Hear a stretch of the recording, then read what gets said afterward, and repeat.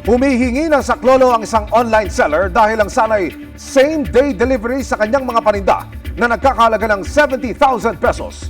Lumabas na order completed pero hindi naman nakarating ang mga ito sa naka-pin na drop-off point.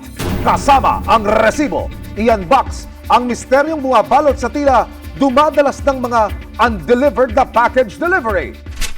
September 24 nang mag-book sa isang online delivery service provider ang online seller na si Jarmin mula Binondo, Maynila. Ipapapick up sana niya ang kanyang mga shipment na sapatos na nagkakalaga ng mahigit 70,000 pesos sa isang warehouse sa Parañaque City. Hindi kalaunan, driver found na raw. Agad daw na kinuha ng na-book niyang driver ang kanyang personal information. Kabilang na ang detalye ng mga for pickup na parcel. Pero ilang saglit pa, laking gulat na lang ni Jarmin nang bigla na raw naging order completed na ang kanyang delivery. Kahit pa, hindi pa naman ito nakararating sa final destination. Paano po kayo na biktima nitong ganitong klase ng modus po? Nag-book po ako ng truck para i-deliver ang aking mga parcel galing sa aking supplier.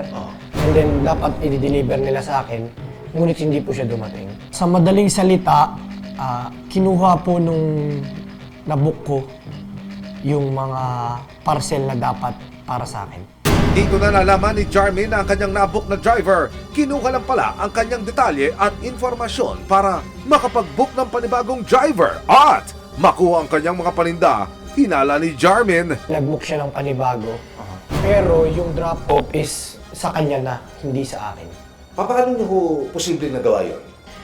Meron po siyang account na hindi sa kanya nakapangalan.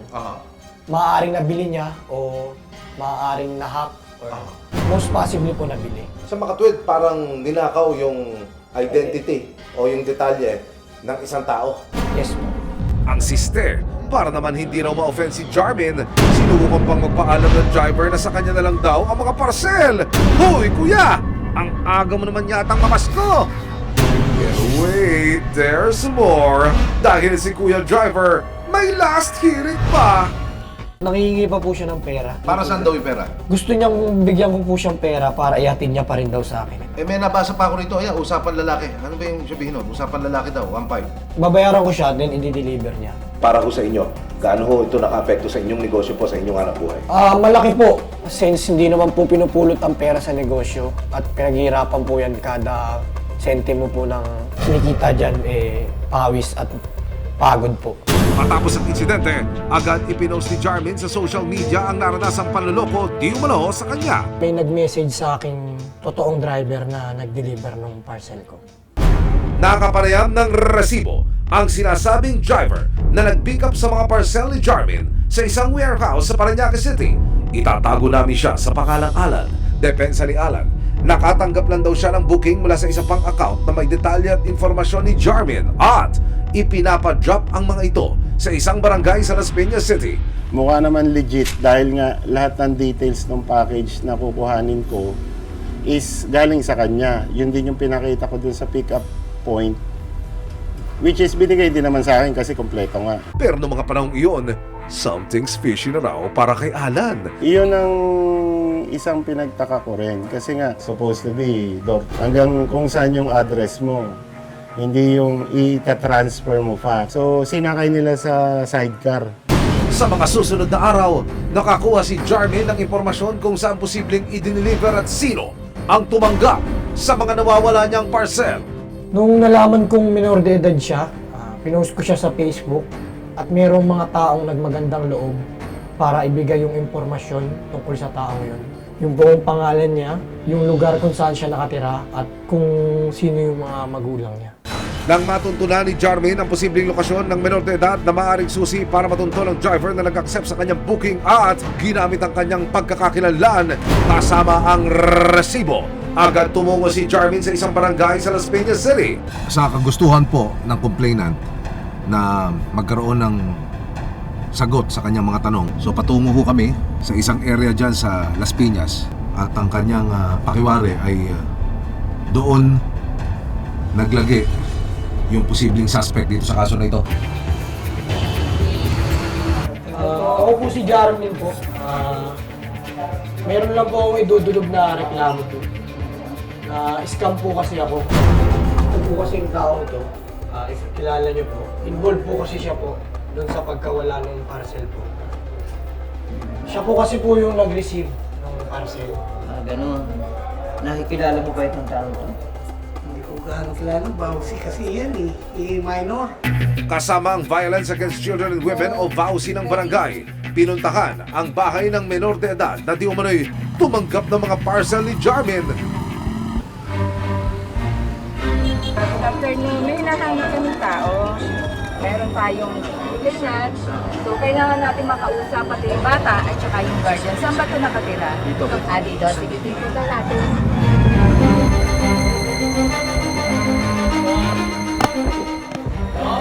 Pwede, Dennis mo to. Okay. Ito, may ano ka muna, tanungin ka muna uli ni Bossy. Kasi ganito yung tayo. Wala namang ano po. Ano lang nang sa amin, confirmation lang kung dito nakatira. Yun lang po, wala na ibang tanong. Ayon sa nagpakilalang tiyuhin ng menor de edad, 3 araw na raw hindi umuwi ang kanyang pamangkin. Siya po kasi yung picturean na nag-receive po ng parcel. Hindi ko naman po sinasabing siya po yung may kasalanan. Pero siya po yung makakapagbigay linaw kung ano po nangyari. Nangako naman ng tiyuhin ng bata na makikipag-ugnayan sila sa barangay sa oras na matunton na nila ang pamangkin. Saan kung may problema na kailangan niya tanungkan, kahit naman kasi kasalanan yun eh. Hindi pwedeng sa bahala yun dahil baka mamaya may nakakagyado siyang tao na Pagsisiguro ng barangay, tutulungan nila si Jarmin sa pagtunton sa kung sino man ang nasa likod ng pagnanakaw ng kanyang mga parcel. September 24, nagpasya si Jarmin na magpa-blatter sa barangay kung saan daw hinatid ang kanyang mga paninda. Anong natutunan mo leksyon dito na pwede rin i-share mo sa mga kababayan mo? Na maging mapanuri po sa pagtanggap ng ride hailing. Kasi po, minsan po, iba po yung nakapangalan sa kumukuha. Gaya ni Jarmin, na biktima rin daw si Nico ng parehong delivery service provider. August 14 na mag-book ng rider si Nico para ipa-deliver sa kanyang kapatid sa Quezon City ang laptop at ilang gadgets na nagkakalaga ng mahigit 25,000 pesos. Then yung pagdating niya, binuksan ko pa yung bag para pakita sa yung laptop talaga. Kasi kung hindi ko papakita yung item, mamaya balik ka rin niya kung walang laman yung bag. Mula sa kanilang bahay papunta sa drop-off location, aabot lang daw ng wala pang 30 minutos ang biyahe. Pero Kita ko yung location niya sa delivery app. Nasa may purview, bandang Caloocan. Out of way. Sumagot pa rin si rider.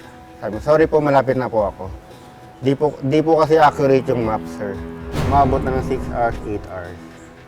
Hanggang 10 hours, wala na to. nang makutuban na ni Nico na posibleng nabiktima na siya ng scam, napansin niya sa CCTV footage na magkaiba ang motor na nag-pick up sa motor na nakarehistro sa application. Yun yung nasa CCTV na ako. Iba yung motor na dumating. Sinubukan pa raw niyang tawagan ang rider na kumuha sa kanyang order pero hindi na ito makontak. Sana sa delivery app na pinagkatiwalaan ko ng item ko, sana bigyan nyo rin ng protection yung customer mo na dumating sa amin yung item na pinagkatiwala namin sa inyo. Kasi hindi naman biro minsan yung pinapadala namin.